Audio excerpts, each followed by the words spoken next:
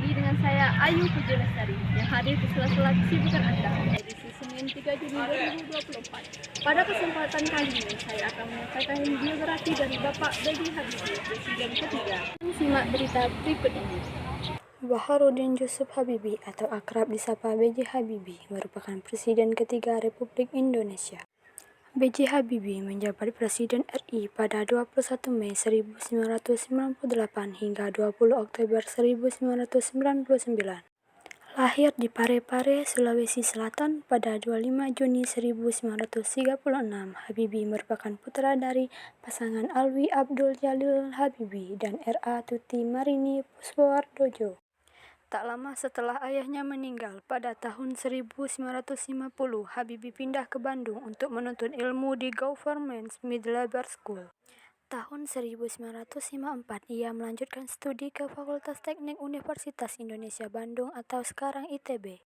Pada 1955 sampai 1965, Habibie melanjutkan studi teknik penerbangan spesialisasi konstruksi pesawat terbang di RWTH Aachen, Jerman Barat.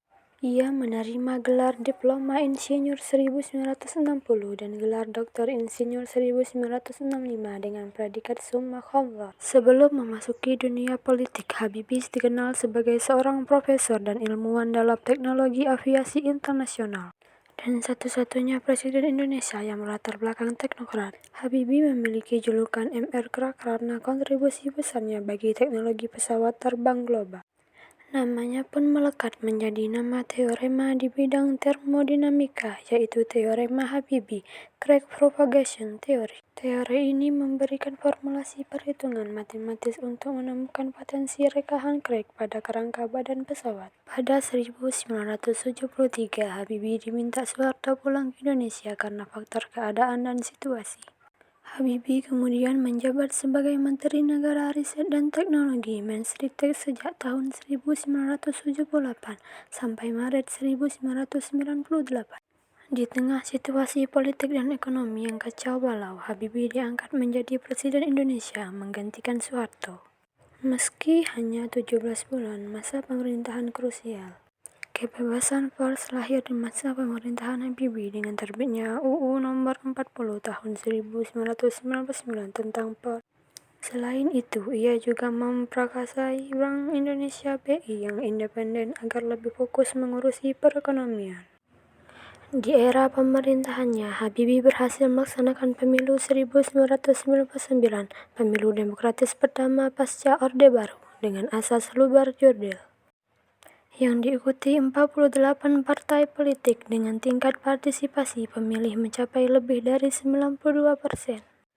Namun pemerintahannya mendapat kritik paling keras karena lepasnya Timur Timur dari Indonesia. Pada sidang umum 1999, Habibie memutuskan untuk tidak mencalonkan diri lagi sebagai presiden setelah laporan pertanggungjawabannya ditolak oleh MPR.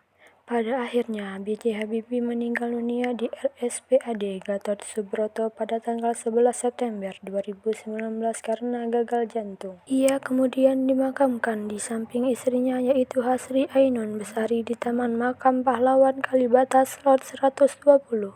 Kisah hidupnya pun sempat diangkat dalam 3 film yaitu Habibie dan Ainun 2012, Habibie dan Ainun 2 2016, Habibie dan Ainun 3 2019. Kali ini saya pembawa acara Ayu Pujalestari pamit undur diri. Selamat pagi.